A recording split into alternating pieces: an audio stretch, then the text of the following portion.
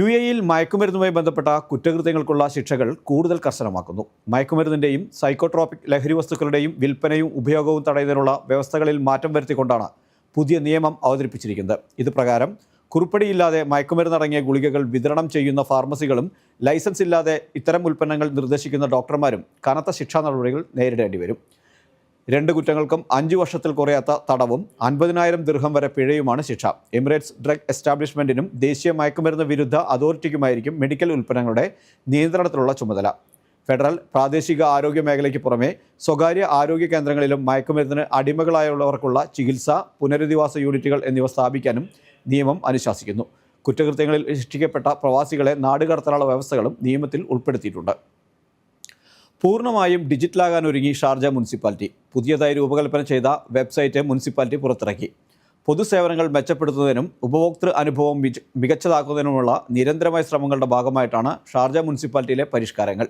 8 സേവനങ്ങൾ ഓൺലൈനിൽ ലഭ്യമാകുന്ന രീതിയിൽ പുനരൂപകൽപ്പന ചെയ്ത വെബ്സൈറ്റാണ് മുനിസിപ്പാലിറ്റി പുറത്തിറക്കിയത്. നൂതനവും തടസ്സമില്ലാത്തതുമായ ഡിജിറ്റൽ സേവനങ്ങൾ നൽകുന്നതിനും മുനിസിപ്പൽ ഇടപാടുകൾക്ക് ആവശ്യമായ സമയവും പരിശ്രമവും കുറയ്ക്കുന്നതിനുമുള്ള എമിറേറ്റിൻ്റെ നടപടിയുടെ ഭാഗമായാണ് ഈ നീക്കം.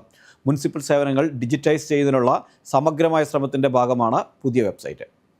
സാമ്പത്തിക ബാധ്യതയുള്ള പ്രവാസികളായ കമ്പനി ഉടമകൾക്കും തൊഴിലാളികൾക്കും ഇനി ബാധ്യതകൾ തീർക്കാതെ ബഹ്റൈൻ വിടാൻ കഴിയില്ല.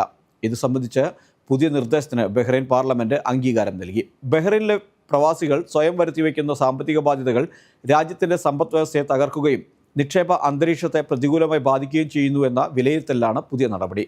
സാമ്പത്തിക ബാധ്യതയുള്ളവർക്ക് താൽക്കാലിക യാത്രാവിലക്ക് ഉൾപ്പെടെ ഏർപ്പെടുത്തണമെന്നാണ് പ്രമേയത്തിലെ ഒരു നിർദ്ദേശം. നിലവിൽ 85,000 വാണിജ്യ രജിസ്ട്രേഷനുകളിൽ 29,000 എണ്ണവും പ്രവാസികളുടെ ഉടമസ്ഥതയിലാണ് പ്രവർത്തിക്കുന്നത്. മുൻകാലങ്ങളിൽ നിരവധി തൊഴിലുടമകളും തൊഴിലാളികളും വലിയ ബാധ്യതകൾ സ്വയം വരുത്തിവെക്കുകയും അത് തീർക്കാതെ രാജ്യം വിട്ടു പോവുകയും ചെയ്തിരുന്നു. ഇത്തരം പ്രവണതകൾ രാജ്യത്തെ സാമ്പത്തിക സ്ഥിതിയെ ബാധിക്കുകയും വാണിജ്യ ഇടപാടുകളിലെ വിശ്വാസ്യത കുറയ്ക്കുമെന്നതും കാരണമാകുന്നുവെന്ന് MP-മാർ പാർലമെൻറ്റിൽ വ്യക്തമാക്കി.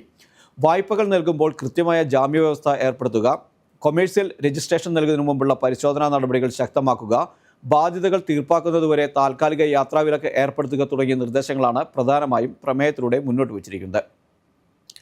UAE സെൻട്രൽ ബാങ്ക് പലിശ നിരക്ക് കുറച്ചു. ഇതോടെ വായ്പാ ചെലവുകൾ കുറയും. US ഫെഡറൽ റിസർവ് പലിശ നിരക്ക് കുറച്ചതിനു പിന്നാലെയാണ് UAEയുടെ സെൻട്രൽ ബാങ്കും പലിശ നിരക്ക് കുറച്ചത്.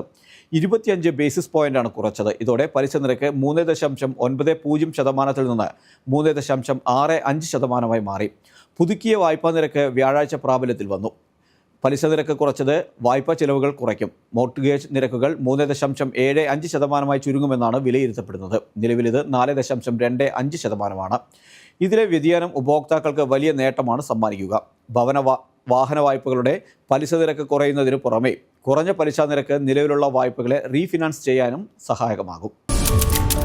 NTV UAE to the world.